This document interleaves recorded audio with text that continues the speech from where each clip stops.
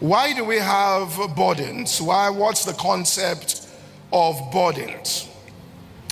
And now, the reason is that God will not do anything on the earth without the authorization and or the cooperation of somebody or a group of people on the earth. In other words, when he has a planner and he wants to do something, he has to look for somebody who will act as the host of that thing, or a group of people who will act as the host of that, so that he can bring it forth into the earth. The reason is that the heavens belong to him, but the earth he has given unto the sons of men, or the children of men. So if you give somebody something, once you have given that person that thing, you will have to ask for the authorization of that person if you want to make use of it. In other words, if somebody gives a person a car, the person doesn't just go into the car the next month and start looking through the car because he says, well, I gave you the car, so I should have access to the car whenever I want to have access to that car. Then it means you haven't released it to that person. If you have given it to that person, then if you want to make use of it, you'll have to ask for authorization from that person in order to make use of it.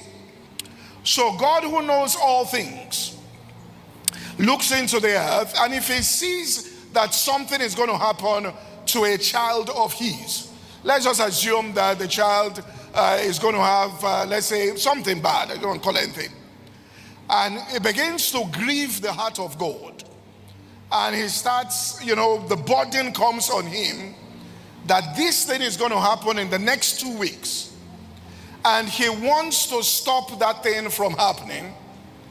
He transfers what he is feeling about that situation into the heart of somebody else on the earth, or a group of people, so that they can offer up prayers unto him, so that he can intervene in that situation and either avert it, or if there's something massive he wants to do that will transform a generation, he looks for a person who can I place this burden on, and that person takes that burden to him, and then there's a transformation or an intervention that happens by God.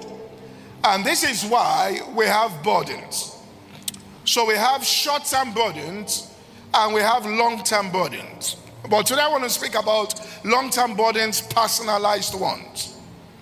But we see it in Ezekiel chapter 20 and verse 30 that the Bible tells us the Lord sought for a man. There was something that wanted to happen, and he sought for somebody that he could. And Ezekiel 30. It says that he sought for a man and he found nobody he could place it on. Let me give an example of a short-term burden here. And I absolutely believe this. I want to get into something. It says, for I sought for a man among them, all right, to make up the hedge and to stand in the gap before me, and I found none. Now, Kenneth Hagin, talking about short-term burdens, he spoke about it, and I believe this, and it gives an explanation to reasons why some people question God. He said he had a mentor at that particular point in time by the name of Gerald Goodwin. And he told a story that Gerald Goodwin, they were pastoring a church with his wife. And one morning at about 1 a.m., Gerald Goodwin woke up and saw his wife travailing, and she was travailing in pain. And after she stopped, he said, what's going on? She said, I'm burdened about something. And so he joined her in prayer, and they were travailing. And after some time, they got a release. So they knew inside themselves that there was something that wanted to happen that was averted. So they said in the morning, they called a few people and asked, are you going through anything? People, they just thought naturally, and all of them said, no, wait, there's nothing, we're cool. I said, all right, no problem. About a week after, This person who was a member of their church came to see them and said, I need to tell you a testimony. They said, what happened? He said about 3:30 a.m. on the day they were traveling, he said, I had a dream. I just want to tell you. And in the dream, I went to work. And my boss was wearing a particular kind of shirt. It was red in color. And then he told me it was a construction site that I should go up and go and fix something at the top. So I obeyed him and I went to the top, and an equipment tripped off and sliced off my head in the dream, and I woke up. He said, so I went to work the next morning and my boss was wearing the exact shirt I saw in the dream. And I left it. Then he said, can you help me go up? There's something wrong up. He told the boy, he said, sir, I'm not going anywhere. Now, please hear this. The boss said, you mean why? He said, I had a dream. I saw you in this shirt. You told me to go up. I went up. The equipment fell, cut my head off. Every part of this dream has been fulfilled. Apart from me going up, I am not going up. The boss said, you must be very superstitious. I didn't know you were like this. So there was another chap there who was a deacon in a church, born again.